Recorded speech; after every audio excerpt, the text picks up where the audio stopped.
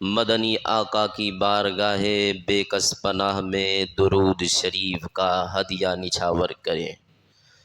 پڑھیں بآواز بلند اللہم صلی علی سیدنا و مولانا محمد وبارک وسلم صلو علیہ صلاۃ و سلاما علیک یا رسول اللہ صلی اللہ تعالی علیہ وسلم۔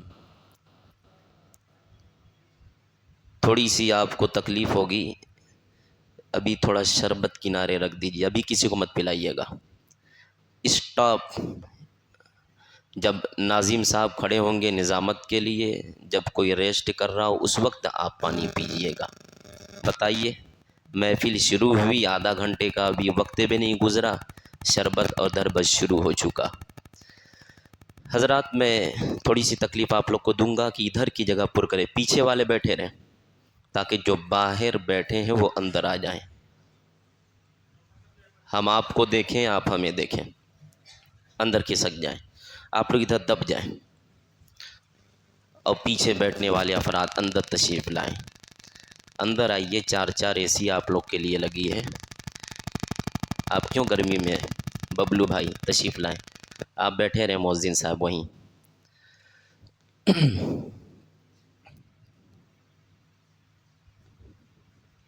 ایک بار اور عقیدت کے ساتھ درود شریف پڑھیں۔ اللہم صلی علی سیدنا و مولانا محمد وبارک وسلم صلو علیہ صلاۃ و سلاما علیک یا رسول اللہ صلی اللہ تعالی علیہ وسلم۔ جو جواں بیٹے کی میت پر نہ رویا وہ حسین، جو جواں بیٹے کی میت پر نہ رویا وہ حسین، جس نے اپنے خون سے دنیا کو دھویا وہ حسین، جو دہکتی ریت کے بستر پر سویا وہ حسین، جس نے سب کچھ کھو کے پھر بھی کچھ نہ کھویا وہ حسین، مرتبہ اسلام کا جس نے دوبالا کر دیا، مرتبہ اسلام کا جس نے دوبالا کر دیا، خون نے جس کے دو عالم میں اجالا کر دیا، کربلا اب بھی حکومت کو بدل سکتی ہے، کربلا اب بھی حکومت کو نگل سکتی ہے، کربلا اب بھی حکومت کو نگل سکتی ہے، کربلا تخت کو تلووں سے مسل سکتی ہے، کربلا خار تو کیا آگ پہ بھی چل سکتی ہے، کربلا خار تو کیا آگ پہ بھی چل سکتی ہے، کربلا وقت کے دھارے کو بدل سکتی ہے، قتل حسین اصل میں مرگ یزید ہے، اسلام زندہ ہوتا ہے ہر کربلا کے بعد۔ آج آپ کس حسین کی محفل میں تشریف رکھتے ہیں؟ آج آپ اس شہید کی مجلس میں بیٹھے ہوئے ہیں جو شہید ابن شہید ہے، جو سخی ابن سخی ہے، جو کریم ابن کریم ہے، ایسا شہید جو مصطفیٰ کا پرتو بنا ہے کربلا میں، ایسا شہید جو صدیق کی صداقت کی پرچار کر رہا ہے کربلا میں، ایسا شہید جو فاروق اعظم کی عدالت کی غمازی لے کر کے کھڑا ہے آج کربلا میں، ایسا شہید جو عثمان غنی کی سخاوت کو نظروں میں بٹھا کر کوہ ہمالا کی طرح کھڑا ہے کربلا میں، ایسا شہید جو علی کی شجاعت کو اپنے اندر جذب کیا ہوا ہے کربلا میں، ایسا شہید جو مسلمانوں کے مستقبل کی تحفظ کے خاطر گیا ہے کربلا میں،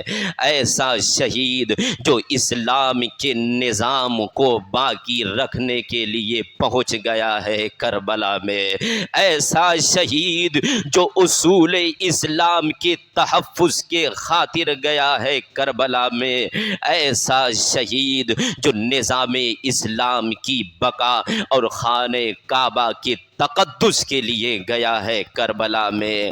حسین میدان کربلا میں پہنچ چکے تھے، لیکن وہاں پہ یزیدیوں کے جھرمٹ بھی موجود تھے۔ آپ اگر کربل کی دھرتی پر دو جماعت پر نظر ڈالیں گے تو آپ کو لگے گا کہ ایک طرف حسین ہے تو دوسرے طرف یزید اور اس کے سپاہی یعنی یزیدی موجود ہیں۔ لیکن اگر آپ یزید کو دیکھیں گے تو اس میں ظلم نظر آئے گا، یزید میں دیکھیں گے تو آپ کو ستم نظر آئے گا، یزید میں دیکھیں گے آپ کو جفا نظر آئے گا، حسین میں دیکھیں گے آپ کو وفا نظر آئے گا، یزید میں دیکھیں گے آپ کو شقاوت نظر آئے گی، حسین میں دیکھیں گے آپ کو شہادت نظر آئے گی۔ دنیا میں بہت سارے لوگ شہید ہوئے ہیں، لیکن یہ کیسا شہید ہے؟ شہیدوں کو تو نازا ہونا چاہیے اپنی شہادت پر۔ حسین ابن علی تم پر شہادت ناز کرتی ہے۔ حسین کی شہادت کیسی شہادت ہے؟ حسین کا مقام کیسا مقام ہے؟ یہی رات عاشورہ کی آنے والی تھی۔ میدان کربلا میں امام حسین کا خیمہ لگ چکا ہے، 3 دن کا عرصہ گزر رہا ہے، 7 محرم سے پانی بند کر دیا گیا ہے۔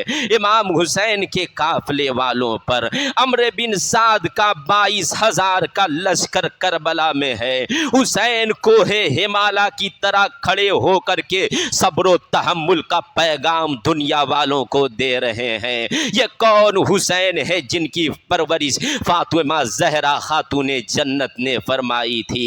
اگر آپ کربل کی دھرتی پر دیکھیں گے تو آپ کو ایسا لگے گا کہ کربلا کی دھرتی میں فرعون کی فرعونیت بھی موجود ہے، کربلا کی دھرتی پر نمرود کی نمرودیت بھی موجود ہے، کربلا کی دھرتی پر شداد کی شدادیت بھی موجود ہے۔ اگر یزید کی طرف حسین، اگر یزید کی طرف شدادیت موجود ہے تو حسین کی طرف ایوب جیسا صبر بھی موجود ہے، حسین کی طرف نوح جیسی شجاعت بھی موجود ہے، حسین کی طرف یحییٰ جیسی کرامت بھی موجود ہے، حسین کی طرف جمالات انبیاء کرام موجود ہیں۔ اگر یزید اپنے ظلم اور اپنے جبر کے اعتبار سے بے مثال ہے تو حسین اپنے صبر کے اعتبار سے بے مثال ہے۔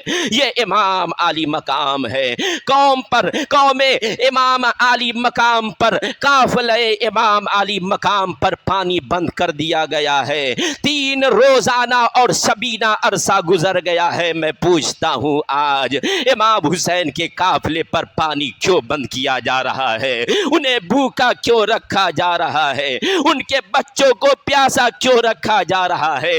امام عالی مقام پر فرات کے پانی کو بند کیوں کیا جا رہا ہے؟ جس فرات کے نہر سے چڑیے آ کر پانی پیے، جن سے آ کر درندے اور چرند آ کر پانی پیے، جن سے آ کر معاشرے کا ایک ایک فرد پانی پیے، لیکن یہ پانی آل محمد پر بند کیوں کر دیا گیا ہے؟ کربل کی دھرتی پر سکینہ کو بے بس کیوں کیا جا رہا ہے؟ میدان کربلا میں امام علی مقام اور ان کے ساتھیوں کے چہرے پر ظلم و تشدد کے گرد و غبار کو کیوں آمیزش کیا جا رہا ہے؟ کربلا کی دھرتی پر امام علی مقام کے بیٹے کو شہادت کا جام پلایا جا رہا ہے۔ حضرت علی اصغر کے گلے میں آج تیر کیوں ڈالا جا رہا ہے؟ عباس کے بازو کو کیوں کاٹا جا رہا ہے؟ بس اتنی سی بات تھی کہ حسین سے مطالبہ ہو رہا تھا یزید کی بیعت کر لو، لیکن حسین کہتے ہیں اے یزید میں تیرے ہاتھ میں ہاتھ نہیں دے سکتا، اگر تیرا ہاتھ مصطفیٰ کی سنت سے پکڑا ہوا ہاتھ ہوتا تو میں ہاتھ دے دیتا، اگر تیرے ہاتھ میں میری نبی کی سنت ہوتی تو میں ہاتھ دے دیتا، اگر تیرے ہاتھ میں اسلام کا نظام ہوتا تو میں ہاتھ دے دیتا۔ تاریخ گواہ ہے، آپ کو بھی پتا ہوگا ابو بکر صدیق خلیفہ بنتے ہیں، حضرت علی نے ہاتھ دے دیا، حضرت عمر خلیفہ بنتے ہیں، علی نے ہاتھ دے دیا عثمان غنی خلیفہ بنتے ہیں، علی نے ہاتھ دے دیا علی خلیفہ بنتے ہیں، حسن و حسین نے ہاتھ دے دیا حضرت حسن خلیفہ بنتے ہیں، حسین نے ہاتھ دے دیا حضرت حسن نے امیر المومنین حضرت امام حسن نے امیر معاویہ سے صلح فرما لیا۔ تو ان وقتوں میں امام حسین خاموش رہے، ان کے ساتھ ان کے خلاف کھڑے نہ ہوئے۔ لیکن آج بات کون سی ہے کہ حسین کہتے ہیں کہ میں تمہارے ہاتھ میں ہاتھ نہیں دوں گا، کیونکہ جو ہاتھ مصطفیٰ کے سنت سے خالی ہو حسین کا ہاتھ اس میں نہیں جا سکتا ہے۔ سر تو دے سکتے ہیں حسین، لیکن ہاتھ نہیں دے سکتے ہیں۔ آج کی رات تھی، عاشورہ کی شب تھی، مغرب کی نماز کے بعد امام حسین اپنے خیمہ مبارکہ کے قریب دروازے کے قریب بیٹھ جاتے ہیں، تلوار کی نوک کو زمین پر گاڑ دیتے ہیں اور اس تلوار کے مٹھیے پر اپنے ہاتھ کو اس طریقے سے رکھ کر داڑھی پہ رکھ کر آرام کر رہے تھے کہ نیند آ جاتی ہے اور آنکھ لگ جاتی ہے۔ مولا حسین کے خواب میں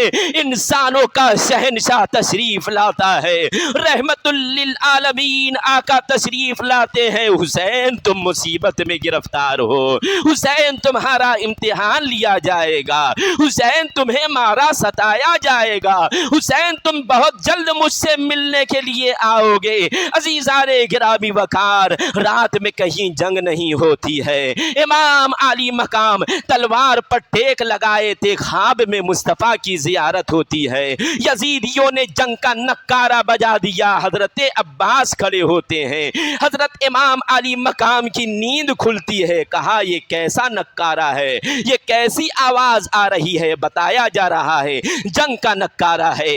امام علی مقام ان کے قریب جاتے ہیں گھوڑے کو دوڑا کر اور کہتے ہیں اور کوفہ اور شام والوں سنو، اے کوفہ کے رہنے والوں اور شام کے سپاہیوں سنو، کیا حسین کو تم شہید کرنا چاہتے ہو؟ کیا تم حسین پر ظلم و تشدد کے پہاڑ کو لادنا چاہتے ہو؟ کیا تم اس حسین کو شہید کرنا چاہتے ہو جس کو نبی پاک علیہ السلام نے اپنے کاندھے پر بیٹھایا تھا؟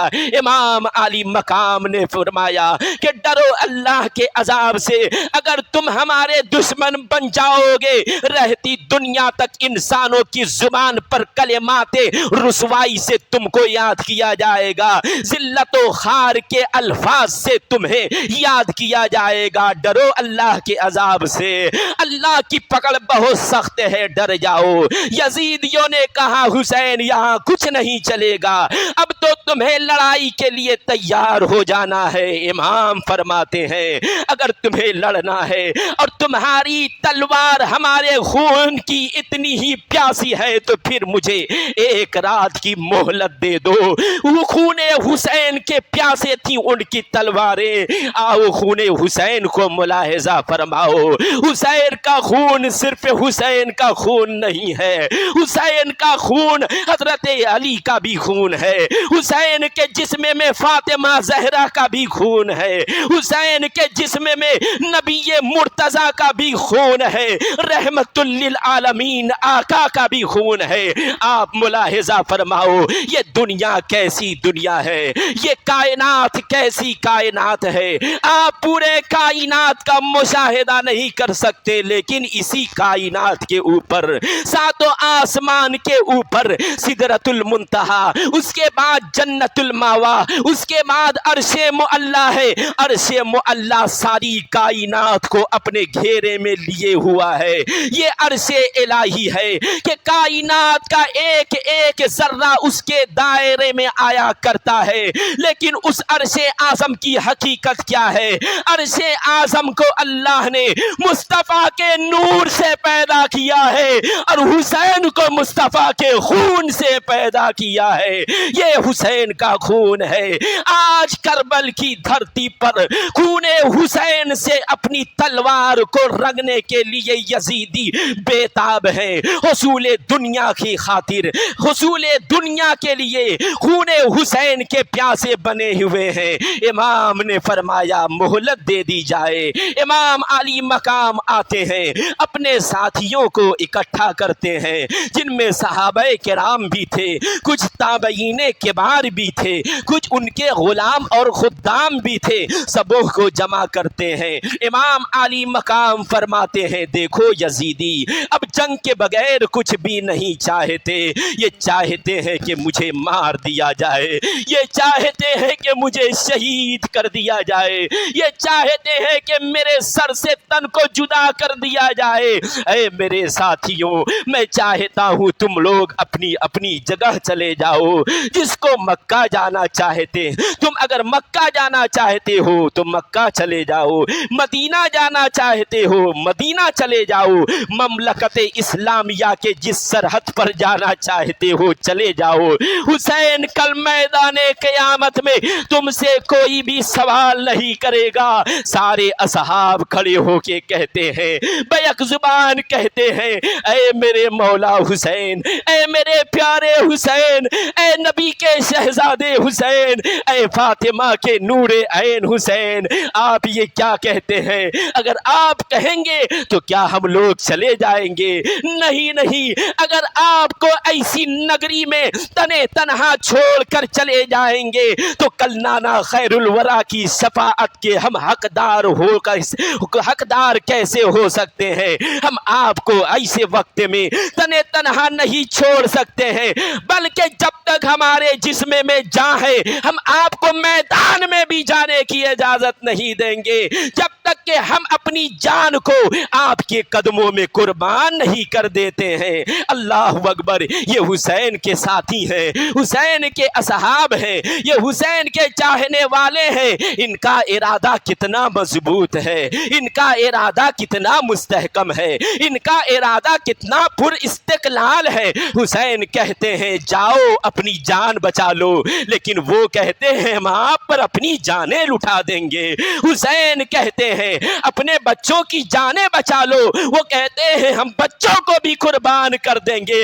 حسین کی عظمت کو اگر سمجھنا چاہتے ہو تو کربل کی دھرتی پر امام حسین کے جو ساتھی ہیں ان سے سمجھ لو کہ ان ساتھیوں نے اپنی جان کی پرواہ کیے بغیر امام حسین کے جان کو بچانے کی کوشش کر رہے تھے۔ ایک صحابی کھڑے ہوتے ہیں، حضرت مسلم بن اوسجا کہتے ہیں اے امام علی مقام، اے شہزادہ رسول، میں تو یہ چاہتا ہوں کہ میں مارا جاؤں پھر زندہ کیا جاؤں، میں مارا جاؤں پھر زندہ کیا جاؤں، میں مارا جاؤں پھر زندہ کیا جاؤں، یہاں تک کہ میں 1000 مرتبہ مارا جاؤں اور 1000 مرتبہ زندہ کیا جاؤں، لیکن آپ کے جسم پر کوئی خون کا قطرہ آپ کے جسم سے نہ نکلے۔ حسین کی عظمت ان لوگوں نے ہمیں سمجھائی ہے، حسین کا مقام ہمیں ان لوگوں نے بتلایا ہے۔ آخر کار امام علی مقام مقدس خواتین کی محفل میں تشریف لاتے ہیں۔ امام علی مقام فرماتے ہیں اپنی شریک حیات حضرت سیدہ شہربانو سے، اے شہربانو، جب سے تم نے مجھ سے نکاح کیا ہے تم نے بڑی بڑی مشکلات کا سامنا کیا ہے، آج کربلا کی دھرتی پر ایسی پوزیشن کا تمہیں سامنا کرنا پڑ رہا ہے۔ حسین تم کو اجازت دیتا ہے، تمہارا شوہر تم کو اجازت دیتا ہے، تمہارا خاوند تم کو اجازت دیتا ہے، تم اپنے بچوں کو لے کے یہاں سے چلے جاؤ، اگر تم ایران بھی چلے جاؤ تو مجھے کوئی شکایت نہیں ہے، اور کل بھی میں تم سے کوئی شکایت قیامت کے دن نہ کروں گی۔ تو حضرت سیدہ شہربانو نے کہا اے میرے سرتاج حسین، اے فاطمہ کے لاڈلے حسین، آپ کی زندگی میں جب سے میں آئی دنیاوی کشش اگرچہ میں نے نہ دیکھی، لیکن میں تو خاتون جنت کی بہو سے پکاری جاؤں گی، میں تو خاتون جنت کی بیٹی سے پکاری جاؤں گی۔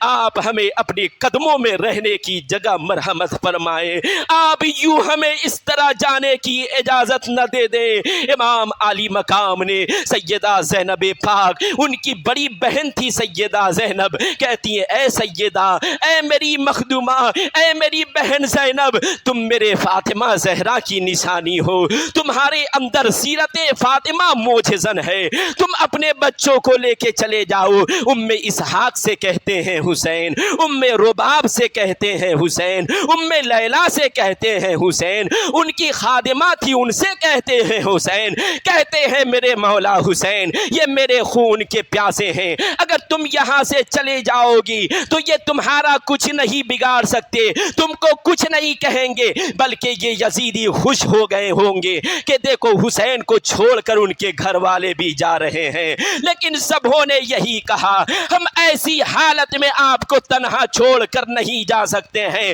آپ میدان میں بعد میں جائیں گے، میرا بچہ میدان میں پہلے جائے گا، آپ میدان میں بعد میں جائیں گے، میرا بھائی میدان میں پہلے جائے گا۔ پھر امام کہتے ہیں جاؤ تم لوگ آخری بار اللہ کا سجدہ کر لو، آخری بار قرآن کی تلاوت کر لو، جاؤ اپنے اپنے حساب سے اللہ کو یاد کر لو۔ حسین کا قافلہ میدان کربلا میں عاشورہ کی رات اللہ کو یاد کر رہی ہے، وہ قافلہ وہ جماعت اس طرح خدا کو یاد کر رہی ہے کہ آج تک وہ یاد خدا میں مصروف ہے، آج تک وہ یاد خدا میں مصروف ہے۔ ان لوگوں نے ایک رات اللہ کو یاد کیا تھا اور آج حسین کا تذکرہ پوری دنیا میں عام ہوتا جا رہا ہے۔ امام علی مقام رضی اللہ تعالی عنہ بھی کچھ دیر آرام بھی فرماتے ہیں، تلاوت بھی فرماتے ہیں، نماز بھی پڑھتے ہیں، یہاں تک کہ فجر کا وقت ہو جاتا ہے۔ فجر کے بعد نماز فجر کے بعد نقارے جنگ پر ہتھوڑے اور طبلے بجنا شروع ہو جاتے ہیں۔ یہ کیسی آواز ہے؟ یہ ایک اس جنگ کی آواز ہے جس سے خون کی ندیاں بہہ سکتی ہیں کربل کی دھرتی پر۔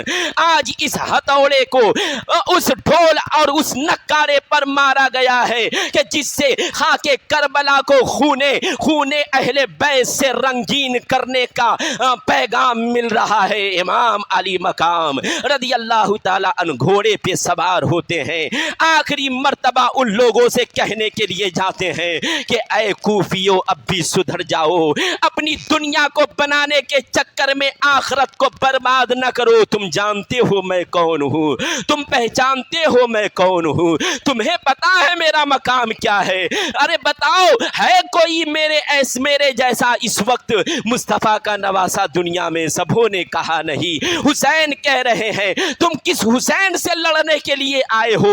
اے کوفیو بتاؤ کیا تم نے مجھے کبھی جھوٹ بولتے ہوئے دیکھا ہے؟ کوفیوں نے کہا نہیں۔ کیا کبھی شراب پیتے دیکھا ہے؟ انہوں نے کہا نہیں۔ کیا کبھی گناہ کرتے دیکھا ہے؟ کہا نہیں۔ کیا کبھی زنا کرتے دیکھا ہے؟ کہا نہیں۔ کیا کبھی دغا کرتے دیکھا ہے؟ کہا نہیں۔ کیا کبھی فسق کرتے دیکھا ہے؟ کہا نہیں۔ تو بتاؤ پھر کس جرم پر مجھ پر پانی بند کیا گیا ہے؟ یہ کس جرم کی سزا ہے کہ مجھ سے تم لڑنے پر آمادہ ہو گئے ہو؟ آج کربل کی دھرتی پر حسین کوفیوں سے کہہ رہے ہیں کہ تم نے مجھے جھوٹ بولتے دیکھا ہے؟ کوفی کہتے ہیں نہیں۔ دغا کے معاملے میں کوفی کہتے ہیں نہیں۔ سزا کے معاملے میں کوفی کہتے ہیں نہیں۔ گناہ کے معاملے میں کوفی کہتے ہیں نہیں۔ آخر اس کی کیا وجہ تھی؟ اگر آپ کو یہ سمجھنا ہے تو نبی کی ایک زندگی کی سیرت کو پڑھ لو، مصطفیٰ کے ایک نقطے کو اپنے ذہن میں محفوظ کر لو کہ مصطفیٰ جان عالم نے 40 سال کی عمر میں جب اعلان نبوت فرمایا تھا، کونین کے آقا کوہ صفا کی پہاڑی پر چڑھ جاتے ہیں، قریش کو جمع کر لیتے ہیں، بنی ہاشم کو جمع کر لیتے ہیں، مکے کے کافر اور مشرک کو جمع کر لیتے ہیں۔ آقا کریم علیہ السلام اس ٹیلے پر کھڑے ہو کر کے کہتے ہیں اے میری قوم کے لوگ بتاؤ تم میرے بارے میں کیا کہتے ہو؟ تم بتاؤ میرے بارے میں کیا جانتے ہو؟ کیا تم نے کبھی مجھے جھوٹ بولتے دیکھا ہے؟ قریش نے کہا نہیں، مکے کے کافروں نے کہا نہیں۔ کیا تم نے مجھے کبھی زنا کرتے دیکھا ہے؟ مکے کے کافروں نے کہا نہیں۔ کیا تم نے مجھے کبھی فسق کرتے دیکھا ہے؟ مکے کے کافروں نے کہا نہیں۔ ذرا آپ اس اندازے کو اپنے ذہن کے نقطۂ نظر میں بیٹھانے اور اس میں سمانے کی کوشش فرمائیے۔ کونین کے آقا مکے میں کافروں سے اپنی صداقت کی ضمانت دلوا رہے ہیں۔ نبی نے فرمایا کیا تم نے مجھے جھوٹ بولتے دیکھا ہے؟ کیا تم نے مجھے امانت میں خیانت کرتے ہوئے دیکھا ہے؟ تو ان لوگوں نے کہا نہیں۔ اے محمد آپ تو صادق ہیں، اے محمد آپ تو بہت सच्चे हैं, ऐ मोहम्मद आप तो बड़े अमीन हैं, ऐ मोहम्मद आपके पास तो अमानतें रखी जाती हैं, ऐ मोहम्मद आपकी जिंदगी की तरह किसी की जिंदगी नहीं है, ऐ मोहम्मद आपके अखलाको किरदार की तरह किसी का अखलाको किरदार नहीं। पहले नबी ने अपने कैरेक्टर की जमानत काफिरों से दिलवाई, पहले नबी ने अपनी सदाकत की जमानत काफिरों से दिलवाई, फिर उनसे कहा जब तुम ये कहते हो कि मैं अमीन हूँ, जब तुम ये कहते हो कि मैं सच्चा हूँ, जब तुम ये कहते हो कि मैं झूठ नहीं बोलता हूँ, तो फिर मैं कहता हूँ कुलू ला इलाहा इल्लल्लाह तुफलिहू,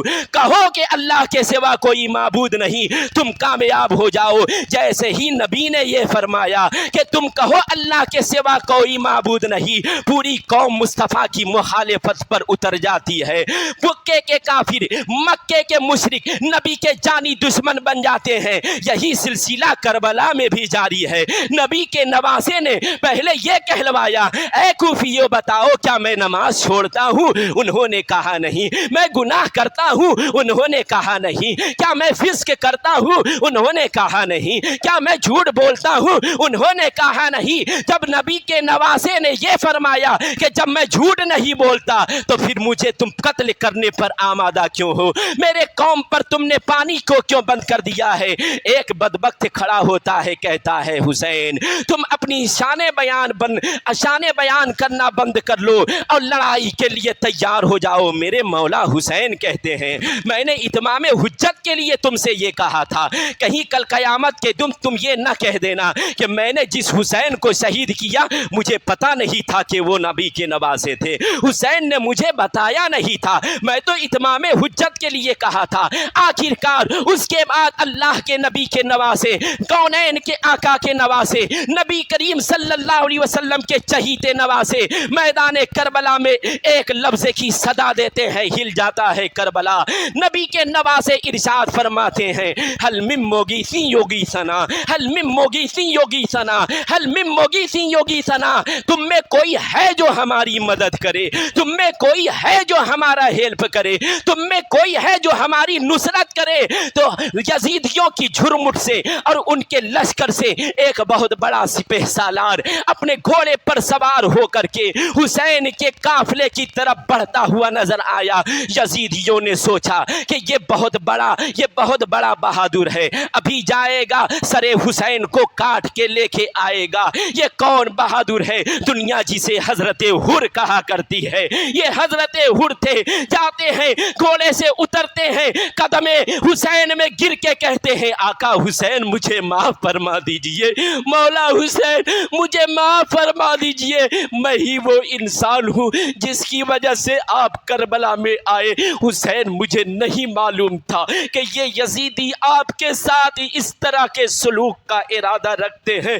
आका हुसैन आप मुझे माफ फरमा दीजिए। तो उस वक्त नबी ने क्या फरमाया था? नबी ने कहा था ऐ हुर तू उठ जा, जन्नत तू तो जहन्नम से आजाद है, तू इस तरह की बात क्यों कर रहा है? अब मैं आपसे पूछना चाहता हूँ हुसैन आजम ने ये क्यों फरमाया था कि हुसैन आजम ने ये क्यों फरमाया कि हुर उठ जा तू तो जहन्नम से आजाद है? हुसैन ने ये क्यों नहीं कहा कि हाँ मैंने तुम्हें माफ कर दिया, तू उठ जा, तू उठ जा, मैंने तुझे क्षमा कर दिया, तू उठ जा, मैंने तुझे बख्श दिया, तू उठ जा, मैंने तुझे छोड़ दिया, तू उठ जा, मैंने तुझे माफ कर दिया। हुसैन ने ये नहीं कहा क्योंकि हुसैन ये उस रसूल के नवासे हैं जिन्होंने दिलों को जोड़ना सिखाया है, दिलों को तोड़ना नहीं सिखाया है। अगर हुसैन कह देते कि मैंने तुम्हें माफ कर दिया तो हुर को एहसासे कमतरी का शिकार हो जाते हजरत हुर। अब हजरत हुर कहते हैं कि ऐ मौला हुसैन आप मुझे इजाज़त दीजिए, मैं मैदान करबल में जाना चाहता हूँ। फरमाया नहीं तुम यहीं पे रहो, मैं तुम्हें क्यों इजाज़त दूँ, ये तो मेरे खून के प्यासे हैं। इमाम अली मकाम से उन्होंने ज़िद किया नहीं, अगर आपकी तरफ से करबल की धरती पर अगर आपके नाम पर मेरे जिस्म से खून का कतरा नहीं बहा तो मैं कर रसूल को क्या मुँह दिखाऊँगा, आप मुझे इजाज़त दीजिए। इमाम अली मकाम रज़ी अल्लाह ताला अन्हु इजाज़त इजाजत देते हैं। हुर ये कौन सिपाही थे? हुर इतने बड़े बहादुर थे कि अकेले सैकड़ों यजीदियों से लड़ना जानते थे। जाते हैं नरगे में, आवाज देते हैं। यजीदियों ने कहा, हुर तुम्हें क्या हो गया है? तुम तो इतने बड़े सिपाही हो और तुम 72 अफराद को देख करके डर गए और हुसैन की तरफ हो गए। हजरत हुर ने कहा कि ये डर की बात नहीं, तुम क्या समझते हो कि मैं हुसैन की तरफ डर कर नहीं, बल्कि मैंने जहन्नम को छोड़ करके जन्नत में जिंदगी बसर करने के लिए आया हूँ। हुर लड़ते हैं, दर्जनों को मारते हैं, उसके बाद शहीद हो जाते हैं। फिर मेरे नबी के नवासे ने एक मर्तबा करबल की धरती पर ये आवाज लगाई, हल मिन मुगीसिन युगीसना। मतलब क्या होता है? मतलब ये है कि है कोई तुम में जो हमारी मदद करे। आप सोचोगे हुसैन किस मदद की बात कर रहे थे? करबल की धरती पर इमाम हुसैन ये नहीं कह रहे थे कि आओ मेरी मदद करो, आओ मेरे काफिले की मदद करो, आओ मेरे घर वाले की मदद करो, आओ मेरे जिस्मो जिस्मानियात की मदद करो। हुसैन मैदान करबला में यजीदी भेड़ियों को पुकार के जो ये कह रहे थे, हल मिन मुगीसिन युगीसना, है तुम में कोई जो हमारी मदद करे, यानी कोई है तुम में जो इस्लाम के मामले में मेरी मदद करे, जो दीन के मामले में मेरी मदद करे, जो निज़ाम इस्लाम के तहफ़्फ़ुज़ के लिए मेरी मदद करे, जो आईन इस्लाम की तहफ़्फ़ुज़ के लिए मेरी मदद करे। कोई भी खड़ा ना हुआ, कोई भी खड़ा ना हुआ। फिर अल्लाह के नबी के नवासे इमाम हुसैन रज़ी अल्लाह ताला अन्हु की इस बात को मैं गवाही के तौर पे लेता हूँ और इसे अपने इस मस्जिद के लिए इस्तेमाल करना चाहता हूँ। मस्जिद ये इस्लाम की एक ज़रूरत है, मस्जिद इस्लाम की इबादत गाह है। मस्जिद में नमाज लोग पढ़ते हैं। जिस सजदे को बचाया था हुसैन ने, वो सजदा करने आते हैं हम मस्जिद में। जिस नमाज की हिफाजत की थी हुसैन ने, उस नमाज की अदायगी के लिए कौम मस्जिद में जमा होती है। अब मैं आपसे कहता हूँ, हल मिन मुगीसिन युगीसना,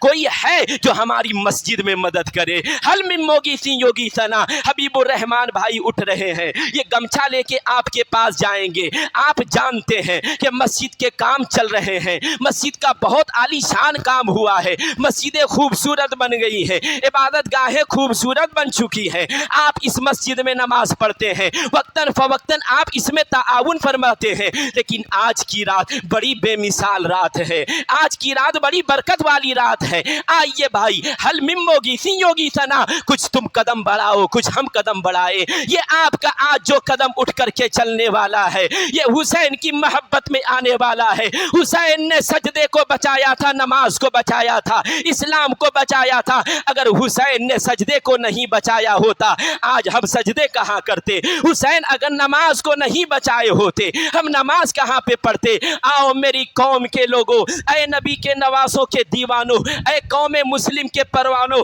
ऐ हुसैन आजम के चाहने वालों, ऐ नबी के नवासों से मोहब्बत करने वालों, एक एक करके आओ। आप अपनी वसअतें दिखाओ, आप अपनी ताकतें दिखाओ और दिल में इरादा कर लो कि आज हम उस हुसैन के नाम पे इस मस्जिद में दे रहे हैं, आज हम नोट दे रहे हैं। कल हुसैन ने अपनों का सर दिया था, आज हम पैसे दे रहे हैं। कल हुसैन ने अपने बेटों की जान की कुर्बानियां पेश फरमा दी थी। अल्लाह अकबर। आज आशूरा की रात है, आशूरा की रात पहले भी बड़ी बरकत वाली रात थी, लेकिन जब से इस आशूरा की रात की निस्बत हुसैन आजम से होती है, ये रात और भी बरकत वाली हो जाती है, ये रात और भी रहमत वाली हो जाती है। इस्लाम कुर्बानी को मांगता है, जान की कुर्बानी की ज़रूरत पड़े तो जान दे दो, माल की कुर्बानी की ज़रूरत पड़े तो माल दे दो। अल्लाह अकबर, अल्लाह अकबर। आपने इस मस्जिद में ताउन फरमाया है। अल्लाह सुब्हानहू तआला हुसैन की इस सदक़े को अपनी बारगाह में कबूल फरमा ले। हुसैन की इस मोहब्बत और इस आपकी कुर्बानी को अपनी बारगाह में कबूल फरमा ले, तो आपका ये चंद रुपया आपके लिए ज़रिए बख्शिश और ज़रिए नजात बन जाएगा। नारा लगाइए।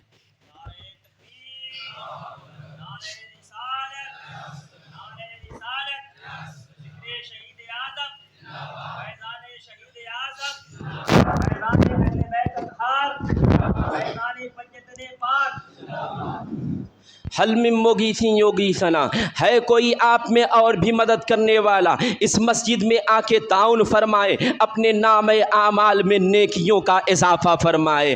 अब हुसैन आज़म के काफिले में से यकता बयकता धीरे धीरे लोग कम होते जा रहे हैं। हज़रत मुस्लिम बिन औसजा कहते हैं, आका हुसैन आप मुझे इजाज़त दे, मैं करबल की धरती पे जाना चाहता हूँ। कहा कि तुम मेरे नबी के सहाबी हो, मैं तुम्हें कैसे इजाज़त दे सकता हूँ। हज़रत हबीब बिन मुज़ाहिर आते हैं, इजाज़त लेते हैं, शहीद हो जाते हैं। मुस्लिम बिन औसजा आते हैं, इजाज़त लेते हैं, शहीद हो जाते हैं। अब्दुल्ला कल्बी आते हैं, इजाज़त लेते हैं, शहीद हो जाते हैं। हज़रत अली के और बरादर आते हैं, उनके और बेटे आते हैं, जिनका नाम अबू बकर था, उस्मान था, उमर था, आते हैं, शहीद हो जाते हैं। मुस्लिम बिन अकील के बरादरान थे, वो भी आते हैं, शहीद हो जाते हैं। सुबह से जंग का ये नक्शा जारी था। जंग के ये खेल करबल की धरती पर खेले जा रहे थे। करबल की धरती पर हक और बातिल के दरमियान ये मारका हो रहा था। यहाँ तक के 60 से जायद अफराद इमाम हुसैन के काफिले से शहीद हो जाते हैं और हजारों उधर के मारे और काट दिए जाते हैं। अब बारी आती है इमाम अली मकाम के मुकद्दस घराने की। अब बचा कौन था? हजरत अब्बास है। अब बचा कौन है? अली अकबर, जो हजरत इमाम हुसैन के बेटे हैं। हजरत अली असगर हैं, हजरत कासिम है। अब मैं सिर्फ एक शहादत आपके सामने पेश कर रहा हूँ और आपको दिखाना चाहता हूँ कि करबल की सरजमी पर इमाम अली मकाम ने सब्र का वो जौहर दिखलाया था कि दुनिया वो दिखलाने से कासिर है। सारे शहीद हो जाते। इमाम अली मकाम के 18 साला नौजवान हजरत अली अकबर इमाम की खिदमत में तशरीफ लाते हैं। ये हजरत अली अकबर कौन? हजरत इमाम हुसैन के बेटे, और इन्हें हम शबीह मुस्तफ़ा भी कहा जाता है। इनकी सूरत मुस्तफ़ा से मिलती जुलती थी। लोगों को जब नबी के चेहरे की याद आती, अली अकबर का चेहरा देख लिया करते थे। इन्हें हम शबीह नबी कहा जाता था।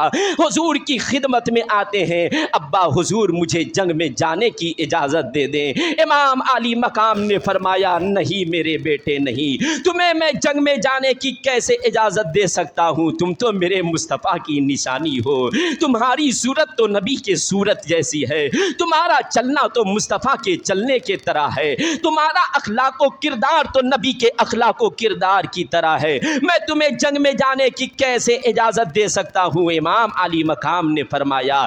तो हज़रत अली अकबर जिद करते हैं और कहते हैं, हुजूर आका, अब्बा हुजूर, मैं उस वक्त तक जंग में जाने से बाज नहीं आ सकता हूँ जब तक कि आप मुझे इजाज़त न दे दें। इमाम अली मकाम ने उन्हें इजाज़त दे दी। ये कैसा इम्तिहान हो रहा है कि अपने बेटे को करबल में खुद भेज रहे हैं हुसैन, अपने बेटे को मैदान कारज़ार में खुद भेज रहे हैं हुसैन। तमन्ना होती है बाप की बेटे को सेहरा पहनाने की, जवान बेटा हो उसे दूल्हा बनाने की, लेकिन हुसैन आज उनकी शादी का दूल्हा और शादी का सेहरा उनके सर पे डालने के बजाय उन्हें शहादत का जोड़ा पहना रहे हैं। शहादत का जोड़ा पहनाकर दूल्हा बनाकर मैदान में भेज देते हैं। हुसैन आज़म से आखिरी सलाम लेकर मैदान कारज़ाल में हजरत अली अकबर पहुंच जाते हैं। जैसे ही जाते हैं आवाज़ लगाते हैं, हल मिन मबारिज़, है कोई तुम में जो मुझसे मुकाबले की ताकत और सब्त रखता हो? तो सब में सन्नाटा तारी हो जाता है। तलवारें सब ज़मीन पर छोड़ देते हैं, नेज़े और बर्छे को भी छोड़ देते हैं। कौम कहती है, मैं इनसे कैसे मुकाबला कर सकता हूँ? ये तो मुस्तफ़ा के जैसा नज़र आते हैं, मैं इनसे कैसे मुकाबला कर सकता हूँ? चांद जैसी चमक वाली इनकी सूरत है, मैं इनसे कैसे लड़ सकता हूँ? इनके चेहरे की नूरानियत को तो ज़रा देखो। अलगरज इमाम अली मकाम के प्यारे बेटे हजरत अली अकबर उनकी नगरी में घुस करके उनसे लड़ना शुरू करते हैं। दर्जनों को मार काट करके ज़मीन पर गिरा देते हैं। यहाँ तक कि इमाम अली मकाम के प्यारे बेटे के अब जिस्म पे तलवार और तीर की बौछारें भी होने लगती है। एक बदबख्त ने हजरत अली अकबर के सीने पर नेज़ा घोंप दिया था।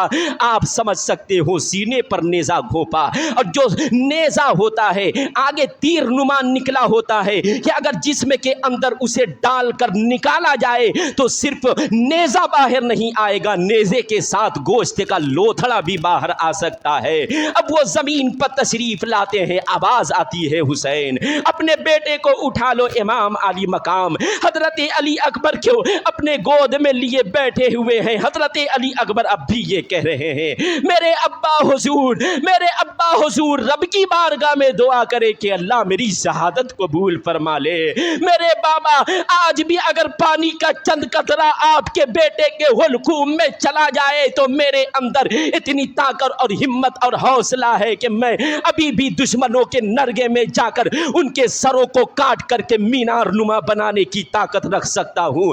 امام علی مقام نے کہا صبر کرو بیٹے صبر کرو. حضرت علی اکبر نے کہا میرے بابا حسین میرے سینے سے آپ یہ نیزہ نکال دے. آپ ذرا ملاحظہ فرمائیے, گود میں سینے پر نیزہ اس کو لگا ہے جو حسین کا بیٹا ہے, اور گود میں وہ بیٹا کس کے بیٹا ہے, وہ امام حسین ہے. کوئی بیٹا اپنے باپ کے دہلیز پر اور چوکھٹ پر اس طرح ہو اور باپ صبر کر لے, یہ کسی عام باپ کا کام نہیں ہے. ہمارے حالات تو ایسے ہوتے ہیں, آپ کے حالات تو ایسے ہوتے ہیں. اگر کوئی آپ کا بیٹا ہو, آپ کا بھائی ہو, آپ کے گھر کا کوئی فرد ہو, اس کا سر پھٹ جائے تو کوئی ٹاکا لگوا کر دیکھنے کی طاقت نہیں رکھتا ہے.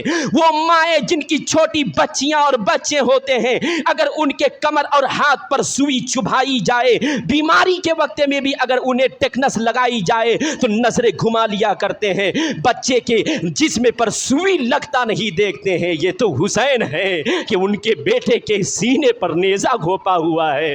علی اکبر کہتے ہیں بابا جان آپ میرے اس نیزے کو نکال دے, سینے پہ بڑی تکلیف ہو رہی ہے, سینے میں بڑی الجھن ہو رہی ہے.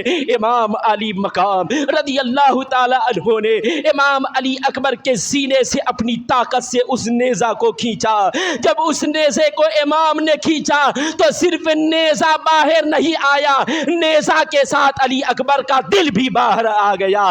آپ ملاحظہ فرمائیے, امام علی اکبر شہید ہو جاتے ہیں. وہ باپ کیسا بہادر ہے, وہ باپ کیسا ہمتی ہے جو اپنے بیٹے کے سینے سے نیزے کو باہر کر رہا ہے. اتنی ہمت حسین کے اندر کہاں سے آئی تھی, اتنی جرأت حسین کے اندر کہاں سے آئی تھی. کبھی آپ نے سوچا اتنی طاقت, اتنا حوصلہ اور اتنا جذبہ حسین کے اندر کہاں سے آیا تھا. جب اللہ رب العزت کسی کا امتحان لینا جانتا ہے تو اسے حوصلہ دینا بھی چاہتا ہے. اللہ رب العزت نے جب حسین کو اس امتحان کے لیے چنا تو انہیں حوصلہ بھی دیا, انہیں جرأت بھی دی, انہیں شجاعت بھی دی, انہیں بہادری بھی دی. شہید ہو جاتے ہیں حضرت علی اکبر. اس کے بعد اور شہادت کے واقعات ہیں. دھیرے دھیرے کر کے اہل بیت اطہار کا ایک ایک فرد جامع شہادت نوش فرما جاتا ہے. آخری باری آتی ہے امام علی مقام رضی اللہ تعالی عنہ کی. امام علی مقام اب میدان کارزار میں جانے کی تیاری کر رہے ہیں. اپنی بہن سیدہ زینب سے جوڑا طلب کرتے ہیں, انہیں کپڑا دیا جاتا ہے. حضرت علی کی تلوار جسے ذوالفقار کہتے ہیں اسے تھما دیا جاتا ہے. سر پہ حضرت نبی پاک صلی اللہ علیہ وسلم کا امامہ شریف باندھ لیتے ہیں. امام علی مقام اپنے کمر پہ حضرت حسن کا پٹا باندھ لیتے ہیں اور نیزہ لے لیتے ہیں حضرت جعفر طیار کا.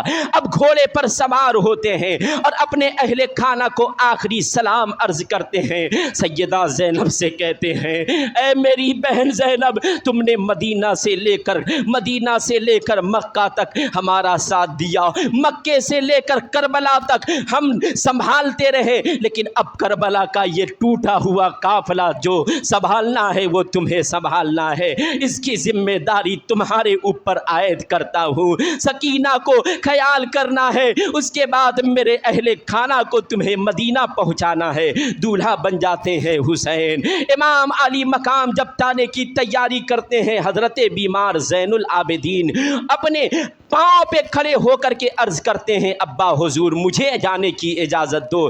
امام زین العابدین سے امام حسین نے فرمایا کہ زین العابدین تمہیں میدان میں جانے کی اجازت نہیں ہے، یہی ایک بیٹا امام حسین کا میدان کربلا میں بچے تھے جنہیں امام زین العابدین کہا جاتا ہے۔ میرے امام نے فرمایا اے زین العابدین اگر تم چلے جاؤ گے میدان میں شہید ہو جاؤ گے، نسل حسین ختم ہو جائے گی، نسل حسین ختم ہو جائے گی، اس لیے تمہیں نسل مصطفیٰ کو برقرار رکھنے کے لیے زندہ رہنا ہے، تمہیں نسل رسول کو بچانے کے لیے زندہ رہنا ہے۔ وہ سنبھل جاتے ہیں، امام علی مقام انہیں لٹا لیتے ہیں۔ یہیں پہ رک کر کے ایک نکتہ دینا چاہتا ہوں پیارے کہ امام علی مقام کا تنہا بیٹا امام زین العابدین رضی اللہ تعالی عنہ ہے کہ آج پوری دنیا میں جتنے بھی حسینی نسل کے سید ہیں سب حسین اعظم کے بیٹے زین العابدین کی اولاد سے ہیں۔ یہی وجہ تھی، یہی حکمت تھی، رب کو یہ دکھانا تھا کہ تنہا حسین، تنہا امام حسین کے بیٹے امام زین العابدین کے تھورو پورے دنیا میں سجدوں کو پھیلا دیا جائے۔ آپ غور نہیں کرتے ہیں امام علی مقام کی نسل آج ہندوستان کو سنبھال رہی ہے، حسین کی نسلیں آج ہندوستان پر امن کا گہوارہ بن کر کے ہمارے سامنے میں مقبرہ نما دکھائی دیتی ہیں۔ کیا آپ نے غور نہیں کیا کہ آپ نے حضرت مخدوم اشرف سمنانی کو نہیں دیکھا ہے؟ یہ کون ہے؟ یہ امام زین العابدین کی اولاد ہے۔ کیا آپ نے حضرت وارث دیوا کو نہیں دیکھا؟ یہ کون ہے؟ یہ بھی امام زین العابدین کی اولاد ہے۔ حضرت صابر کلیری کون ہے؟ نسل حسین ہے۔ حضرت بہاؤدین اور حضرت خواجہ معین الدین اجمیری کون ہے؟ نسل رسول ہے۔ حضرت خواجہ قطب الدین اور محبوب الہی کون ہے؟ یہ نسل رسول ہے۔ حضرت خواجہ بندہ نواز گیسو دراز یہ کون ہے؟ نسل رسول ہے۔ چاہے ماں رحرہ مطہرہ کے سادات کرام ہو وہ بھی مصطفیٰ کی نسل ہیں، وہ بھی حسین کی نسل ہیں۔ چاہے کالپی کے سادات ہو وہ بھی نسل حسین ہے، چاہے بلگرام کی سادات ہو وہ بھی نسل حسین ہے۔ الغرض دنیا کے خطے خطے میں حسین کے بیٹے موجود ہیں، دنیا کے کونے کونے میں حسین کے بیٹے موجود ہیں، گلی گلی میں جو حسین کے بیٹے موجود ہیں۔ عزیزان گرامی وقار صرف ہندوستان پر آپ نظریں اٹھا کر دیکھیں تو پورے ہندوستان کی زمین کو سنبھالنے والے حسین کی اولاد ہیں، امام زین العابدین کی اولاد ہیں۔ عزیزان گرامی وقار امام علی مقام میدان کربلا میں جاتے ہیں۔ جانے کے بعد امام علی مقام، میں گفتگو کو طویل نہ کرتے ہوئے مختصر پیش کرتا ہوں، میرا وقت بہت تیزی کے ساتھ جا رہا ہے، مجھے 2 جگہ اور جانا ہے۔ امام علی مقام رضی اللہ تعالی عنہ لڑتے لڑتے 72 زخم کھا کر شہید ہوتے ہیں۔ کتنے؟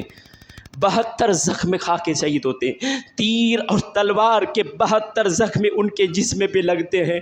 آخر یہ زخم کیسے برداشت کیا امام حسین نے؟ اور ایک اور بات آپ کے سامنے پیش کروں کہ جب امام علی مقام کے بیٹے حضرت علی اکبر شہید ہو گئے تھے، ان کے لاش مبارک کو اٹھا کر خیمے کی طرف جب امام علی مقام جا رہے تھے تو خیمے کے اندر سے حضرت سیدہ زینب نے دیکھا اور دیکھ کر کے کہا کہ اے خواتین اہل بیت، اے خواتین دیکھو، حسین گئے تھے تو ان کے سر اور داڑھی کے بال کالے تھے اور ان کے بیٹے کی شہادت نے انہیں بوڑھا کر دیا تھا۔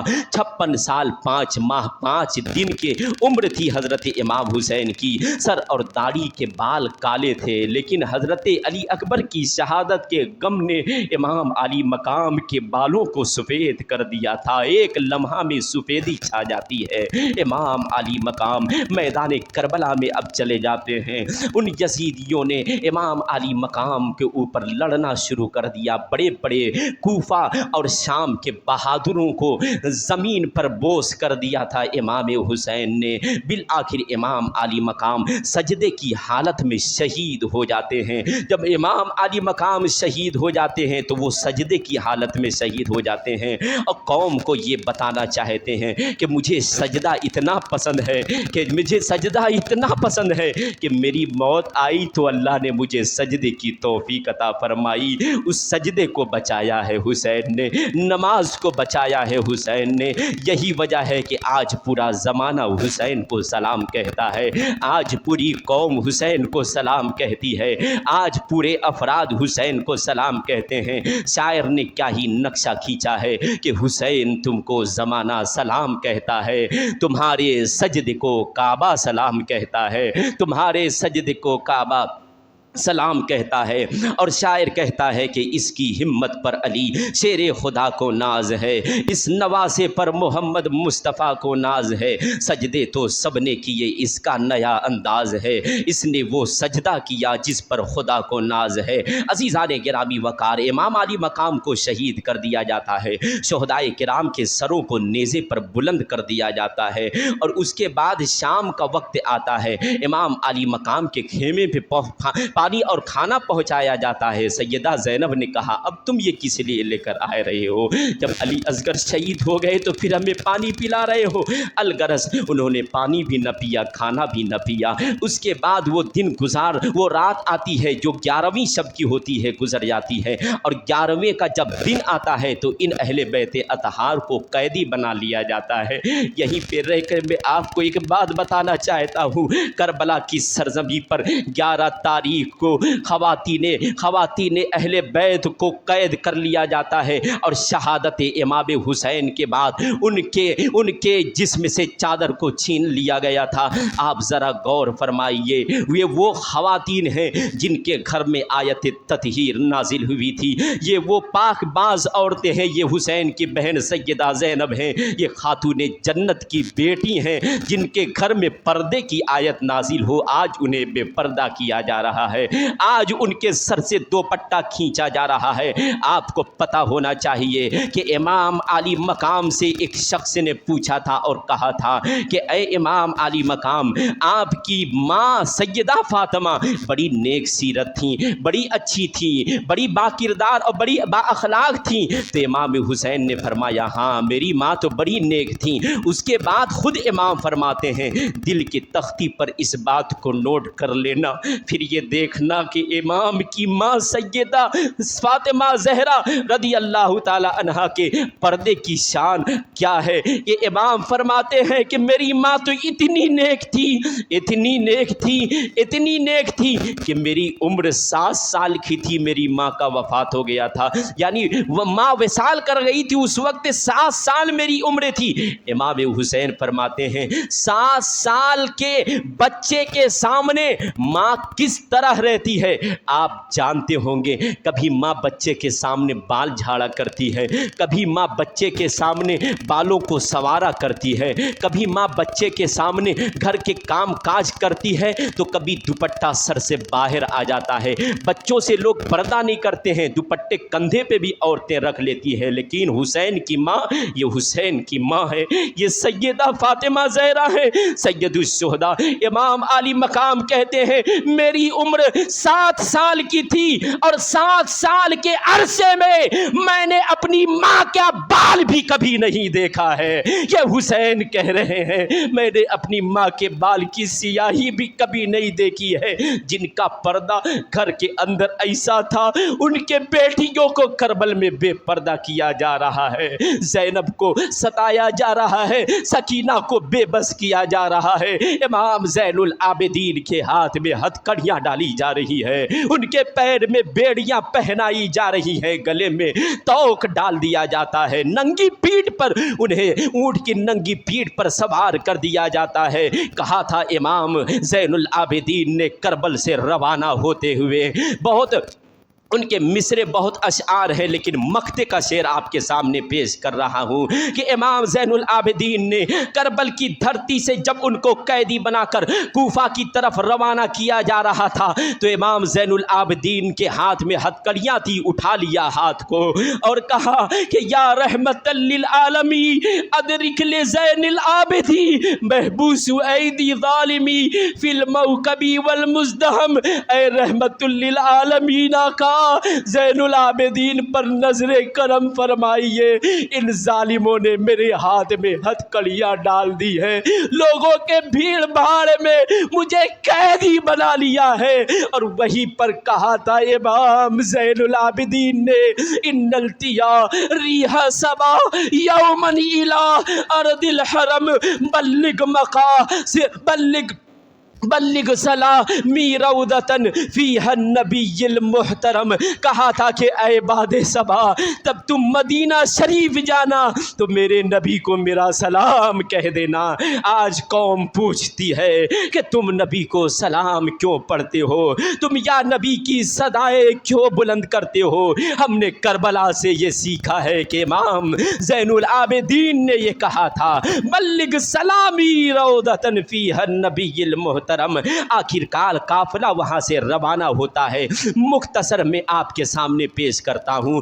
کوفہ انہیں لے جایا جا رہا تھا۔ جب انہیں کوفہ لے جایا جا رہا تھا تو راستے میں 8 منزل پڑی تھی، جگہ جگہ بستیاں پڑ رہی تھی، جگہ جگہ لوگ مل رہے تھے۔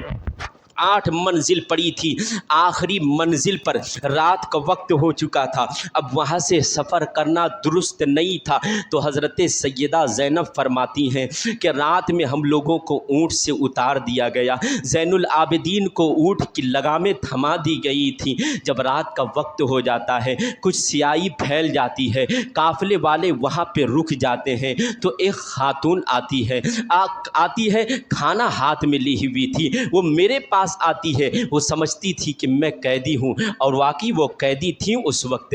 حضرت سیدہ زینب کے پاس وہ آ کے کہتی کہ تم قیدی ہو، لو قیدی کے لیے میں کھانا لے کے آئی ہوں، یہ کھانا صدقہ حسین کا کھانا ہے، تم کھا لو، یہ صدقہ حسین کا کھانا ہے، تم کھا لو۔ حضرت سیدہ زینب نے فرمایا کہ پہلی بات تو یہ کہ صدقے کا کھانا ہم نہیں کھاتے، اور دوسری بات یہ کہ تم حسین کو کیسے جانتی ہو، تم حسین کے نام کا صدقہ کیوں نکالتی ہو، تم حسین کی نظر کیوں مانی ہو؟ تو اس خاتون نے کہا کہ میرے جو بابا تھے، میرے جو ابا تھے وہ صحابی تھے، میرے ابا صحابی تھے، میری چھوٹی سی عمر تھی، چھوٹی سی عمر میں میں ایسی بیمار پڑ جاتی ہوں کہ ڈاکٹروں نے مجھے لا علاج کر دیا تھا، طبیبوں نے لا علاج کہہ دیا تھا کہ اس کی کوئی علاج کوئی دوا نہیں ہے۔ تو میرے ابا حضور نے مجھے اپنے گود میں لیا، مسجد نبوی شریف لے کے جاتے ہیں، آقا حضور کے سامنے مجھے لٹا دیتے ہیں، نبی پاک علیہ السلام کو ساری باتیں بتاتے ہیں۔ تو نبی پاک علیہ السلام کی گود میں ایک چھوٹا سا بچہ بیٹھا تھا جنہیں حسین کہا جاتا تھا، حسین کہا جاتا تھا۔ تو میرے ابا نے نبی پاک علیہ السلام سے دعا کے لیے کہا تھا، تو میرے نبی پاک علیہ السلام نے حسین سے کہا کہ اے حسین، اس بچی کے سر پہ ہاتھ پھیر دو۔ حسین کا ہاتھ پھیرنا تھا، میری طبیعت بحال ہو جاتی ہے، میری طبیعت درست ہو جاتی ہے، میری زندگی بچ جاتی ہے، موت کے منہ سے میں نکل جاتی ہوں۔ تو جب تک میرے والد زندہ رہے، صدقہ حسین کا کھانا لوگوں کو کھلاتے رہے، اور ان سے کہتے رہے کہ حسین کی زندگی کے لیے دعا فرماتے رہنا، حسین کی زندگی کے لیے دعا فرماتے رہنا۔ جب میرے والد کے انتقال کا وقت آیا تو انہوں نے مجھے وصیت کی کہ تمہاری زندگی حسین کے صدقے میں ہے، تمہاری زندگی حسین کے وسیلے سے ہے، جب تک تم رہنا حسین کی زندگی کے لیے دعا کرتے رہنا، اور لوگوں کو ان کے نام پہ کھلاتے رہنا، صدقہ حسین نکالتے رہنا۔ اس لیے میں آپ کی بارگاہ میں یہ کھانا لے کر آئی ہوں، یہ نظر حسین کا کھانا ہے، قبول فرما لے، حسین کے لیے دعا فرما دے۔ تو سیدہ زینب نے فرمایا خاتون کھانا قبول، لیکن میں کھا نہیں سکتی، اس لیے کہ یہ صدقہ کا کھانا ہے، اور صدقے کا کھانا ہمارے لیے جائز نہیں ہے۔ اب تم جس حسین کی زندگی کے لیے اب دعا کرتی رہی اور کرواتی رہی، اب سے تم ان کی زندگی کے لیے دعا نہ کروانا، کیونکہ حسین شہید ہو چکے ہیں، حسین کے بال بچے مار دیے گئے ہیں۔ یہ بچی سکینہ ہے، یہ حسین کی بیٹی ہے، یہ زین العابدین ہے، یہ حسین کا بیٹا ہے، اور میں حسین کی بڑی بہن زینب ہوں۔ ہائے افسوس کہہ کر گلے لگ کر وہ روتی ہے، دھاڑتی ہے، اور پھر اس اس کے بعد ان کے احترام اور عزت کرتی ہے۔ مورخوں نے یہ بھی لکھا ہے کہ ان کے بوسیدہ کپڑے کو دیکھ کر ان کو چادریں بھی مرحمت فرماتی ہے اور کہتی ہے پاک بی بی میرے سر پہ دوپٹہ نہ رہے چلے گا لیکن تمہارے سر ڈھکے ہونا چاہیے۔ حضرت عزیزان گرامی وقار، تو حسین وہ ہیں کہ جن کے نظر کا کھانا کھلائے تو زندگی بحال ہو جاتی ہے۔ آج آپ اس شہید محبت کی مجلس میں آئے ہو، دل میں عہد کر لو حسین کے بن جائیں اور حسین قبول کر لیں تو دنیا آخرت دونوں آپ کی سنور جائے گی۔ بس آپ کے دل میں نیت یہ ہونی چاہیے کہ حسین نے اپنے سر کو دے کر کے جس طرح دین کو بچایا ہے، اپنے سر کو اور اپنے بچوں کو قربان کر کے دین کو بچایا ہے، بس ہمیں اس دین پر عمل کرنا چاہیے۔ عزیزان گرامی وقار، حسین انسانوں کی مستقبل کے لیے کربلا میں گئے تھے، حسین انسانوں کے مزاج سناشی کے لیے کربلا میں گئے تھے، حسین انسانوں کی انسانیت کو بچانے کے لیے کربلا میں گئے تھے، حسین مظلومیت کے سہارے بن کر کے کربلا میں گئے تھے، حسین اپنے کو جامِ شہادت نوش فرما کر دین کی حفاظت کے لیے کربلا میں گئے تھے۔ تو کربلا کا پیغام یہی ہے کہ تم نماز کی ادائیگی کرو، کربلا کا پیغام اور سبق یہی ہے کہ تم نماز سے قریب ہو جاؤ، دنیا سے دور ہو جاؤ۔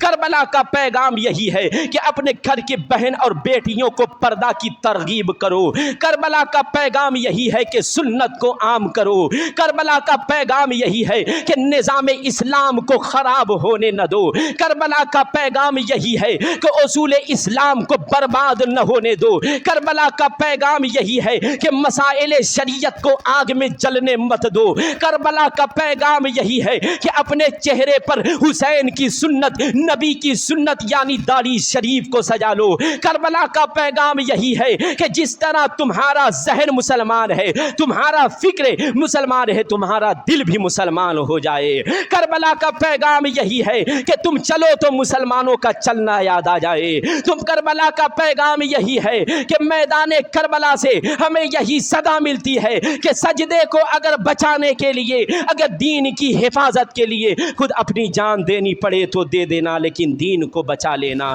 عزیزان گرامی وقار، حسین کی عظمتوں کو سلام، حسین کی رفعتوں کو سلام، حسین کی شجاعت کو سلام، حسین کی جرأت کو سلام، حسین کی ہمت کو سلام، حسین کے صبر کو سلام، حسین کے صبر کو سلام، حسین کے استقلال کو سلام، حسین کے عزم کو سلام، حسین کی ارادت کو سلام، حسین کے کنبوں کو سلام، حسین کے ساتھیوں کو سلام، حسین کے چاہنے والوں کو سلام، حسین کے ماننے والوں کو سلام، حسین کے دیے ہوئے سبق پر چلنے والوں کو سلام۔ وآخر دعوانا الحمدللہ رب العالمین۔